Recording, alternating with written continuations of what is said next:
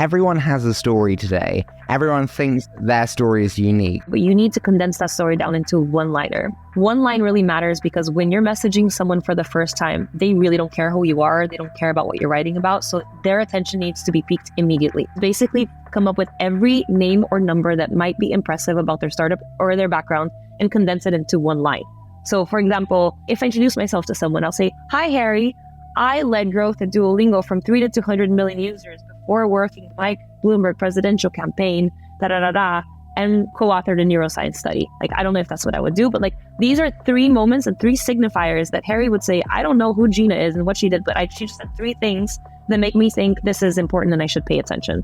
So you need to find those signifiers. And if you don't have them yet, it's okay. You can find proxies. Like, for example, I went to this university, or so-and-so has used my product, or I have money from this angel investor. So you need to find the things that are going to matter to a journalist. What we did with Duolingo and with Tumblr, but especially with Duolingo over and over again, was just that. So for example, I would have Luis Fanon fly to a country, and then I would make sure to schedule a talk, not just in one place that had like a major name, like for example, a top university, but 2.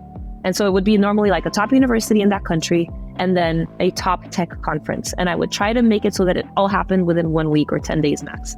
Then I would reach out to journalists on Twitter or on LinkedIn.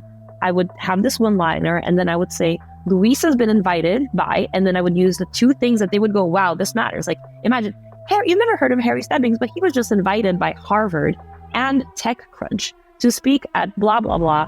And, he has no time. So I'd create a scarcity. He has no time right now, like he's super important, even though no one's heard of this. If you would like, 10 minutes to speak with him, I could potentially make that happen. You generate scarcity and you generate those levers and points of significance, even when you don't have them, by thinking what matters to people. So for example, in Colombia, we did that with the Colombian government. I worked with the Colombian government, the MINTIC, which is the Ministry of Technology there, to get Duolingo into public schools. You would think, wow, Gina, that's amazing. You got Duolingo to public schools. You got the whole population. No, it actually worked really badly. Actually, the MINTIC in Colombia was probably the better one of the governments. I don't want to say anything bad about them, but other governments in general are very slow and they are unable to make these things happen at the rate that a startup requires for it to be considered a success, which means that they weren't able to get Duolingo into schools, or even if they did, people weren't using Duolingo, teachers were afraid of using Duolingo, and then the rate of people using Duolingo in classes were super low.